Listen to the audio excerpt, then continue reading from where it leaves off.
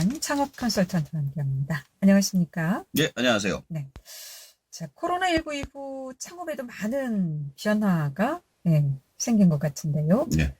오늘 어떤 또 정보 함께 알아볼까요? 자, 이번에는 코로나19 이후 입지의 변화에 대해서 소개를 해드릴까 합니다. 입지의 변화. 예. 예. 코로나19 이후 입지 변화라 입지에 대해서는 우리가 예전에 앞서 소개한 것 같은데 왜 또 입지를 코로나19 이후에 또 변화할 것이라고 보시는지요? 자, 우선 기존의 입지는 사람과 사람이 많이 만날 수 있는 곳에 유리했습니다. 그래서 시내 중심가에 월세가 치솟고 그 건물이나 아파트를 사기 위해 많은 사람들이 투자를 하고 가격이 더 올라가는 현상을 볼 수 있었죠. 그러나 코로나19 이후 재택근무와 원격 교육이 활성화되면서 그런 부동산의 가치는 떨어질 수밖에 없죠. 그에 따라 창업 역시 입지 역시 변화할 것으로 보이기 때문에 준비해 봤습니다. 그렇군요. 자, 그럼 어떤 것들이 일단 좀 변화할 것으로 예상을 하시는지요? 자, 이 부분은 코로나19 이후의 세계라는 책을 제가 지난주에 소개해 드렸잖아요. 네. 거기에 미국 부동산의 변화에 나온 이야기를 그대로 옮긴 것입니다. 그러나 한국에서도 같은 현상이 일어날 것으로 판단하고 소개해 드리겠습니다. 첫 번째가 기업 사무실 수요의 감소, 두 번째가 자영업 가게 수요의 감소, 세 번째가 주택 공급 과잉 및 가격 하락의 위험성, 네 번째가 관광 밀집 지역의 부동산 고위험성, 다섯 번째가 물류 창고 및 유통센터에 대한 수요 증가 등입니다. 5가지 많은 변화가 있을 것으로 예상을 해 주셨는데 일단 기업 사무실 수용의 감소는 아마도 재택근무 때문에 일어날 것 같은데 어떻습니까? 예, 맞습니다. 코로나19는 기존의 사무 업무를 재택근무로 변화시켰습니다. 사람과 사람이 만나면 안 되니까요. 특히 콜센터 대량 감염 사태는 그 경각심을 높여주었죠. 따라서 최대한 재택근무를 시키되 때문에 사람이 사무실에 출근할 필요가 사라지게 되는 것이죠.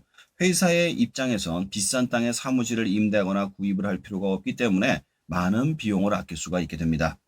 그러나 반대로 생각해보면 기존에 비싼 임대를 하고 있거나 대출을 해서 비싼 건물을 구입한 회사의 경우 계약 기간 동안 어떻게 써야 하는지 고민을 해야만 하고 대출을 해서 구입한 경우 건물값이 폭락할 가능성이 높아서 은행의 대출금을 갚기가 힘들어질 가능성이 높아졌다고 볼 수 있습니다.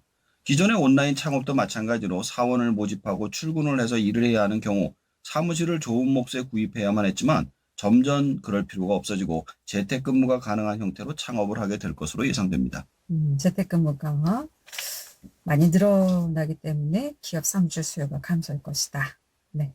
자, 그리고 자영업 가게 수요의 감소는 왜 일어날 것으로 보시는지요? 그동안에 이제 간물주라는 건물주들이 이제 무너진다는 얘기인데요. 네. 그동안에 대기업의 물류 사업 진출과 온라인 판매의 급증은 자영업의 꾸준한 하락을 가져왔습니다.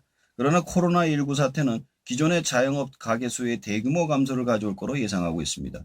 기존의 물류 판매 형태의 자영업자는 이미 최소한으로 줄어들게 되었습니다. 사람들이 대부분 물건을 온라인과 대형마트에서 싸게 구입을 하다 보니 동네 슈퍼를 잘 가지 않아서 말이죠. 그런데 대부분의 자영업자는 남은 분들이 미용원, 네일숍, 마사지, 노래방, PC방, 독서실 등의 서비스업으로 유지하고 있었습니다. 그런데 이런 대면 서비스의 경우 장시간을 만나서 서비스를 제공해야 하기 때문에 코로나19의 감염의 위험도가 증가합니다. 그런 반면에 그런 서비스는 생존에 대해 아무런 영향을 미치지 못하죠.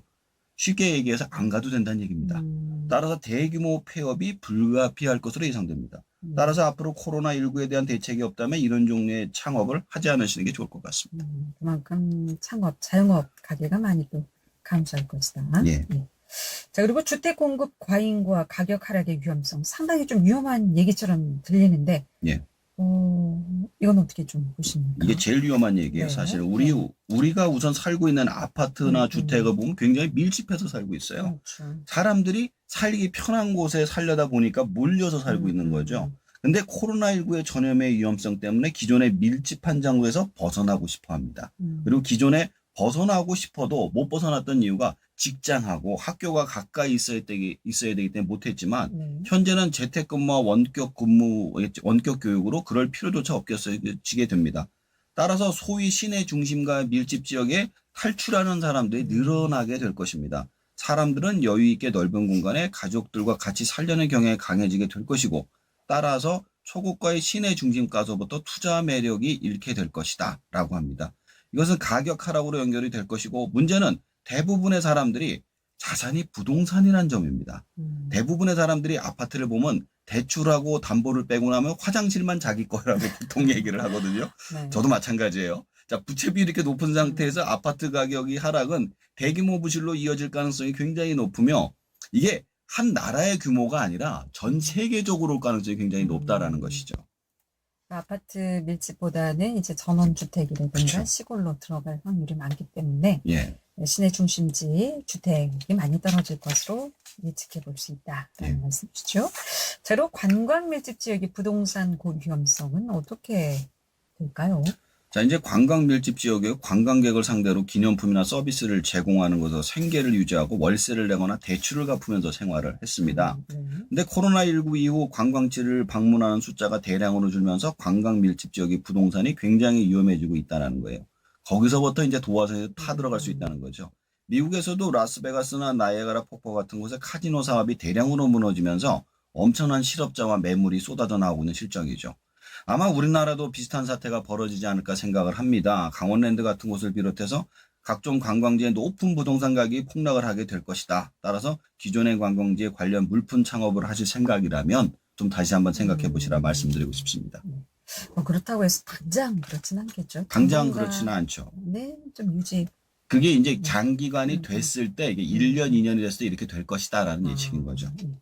자, 그리고 물류창고 유통센터에 대한 수요 증가가 일어날 것으로 보시는데요. 이건 예. 왜 그렇습니까?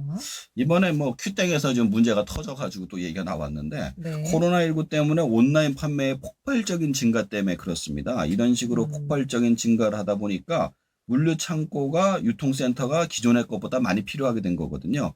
미국에서는 아마존이 물류센터를 증설하고 있고 중국에서는 알리바바가 증설하고 있죠. 네. 우리나라의 경우에도 많은 기업들이 물류센터를 증설하고 있는데 제가 가장 주의 깊게 보고 있는 기업은 엘사입니다. 엘사. 엘사는 기존의 많은 마트와 슈퍼를 폐업시키고 시내의 물류센터로 변화시켰습니다. 네. 그리고 전국의 대도시 기준으로 1시간 안에 배달을 시킨다는 목표로 물류를 변화하고 있죠.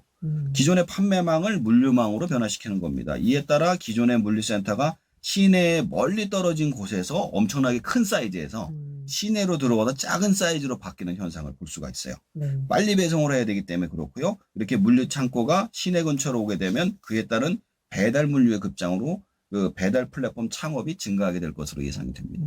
그렇군요.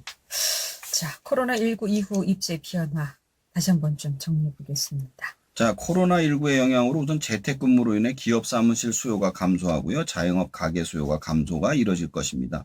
따라서 주택 공급 과잉 및 가격 하락의 위험성이 등장할 것으로 예상되고요. 특히 관광 밀집 지역의 부동산이 고위험성으로 더 심할 것으로 판단됩니다. 그리고 온라인 판매의 증가와 재택근무 원격 교육 등이 맞물리면서 물류 창고 및 유통센터에 대한 수요 증가가 확대될 것으로 예상됩니다. 이런 시대의 창업은 기존의 좋은 상권에서 많은 월세를 내고 창업하는 것은 위험할 것으로 판단이 됩니다. 네. 자, 그렇다면 이런 부동산의 상황이 예상되는 시점에서 어떤 식으로 창업을 하는 게 좋을까요? 자, 코로나19가 지속되는 상황에서 시내에서 창업하는 것이 위험하기 때문에 온라인 창업을 하시거나 차를 주차하기 좋은 야외에 드라이브 스루를 통해 창업을 하시는 게 유리할 것으로 예상이 됩니다. 시내는 사람이 많기 때문에 기피를 하게 되고 부동산 가격의 폭락의 위험성이 존재하기 때문이죠. 또한 카페를 하더라도 실내보다는 실외를 선호하기 때문에 야외에서 사람들이 즐길 수 있는 공간을 만드는 형태로 창업하시는 게 유리할 것입니다. 많은 것들이 변화하는 시대에 적응하는 창업가가 되는 것이 유일한 길인 것 같습니다. 네. 코로나19 이후 창업에도 많은 변화가 예상되는 시점에서 입지의 변화에 대해서 함께 해봤습니다. 키로되는 창업 정보 안정한 창업 컨설턴트였습니다. 잘 들었습니다. 예, 감사합니다.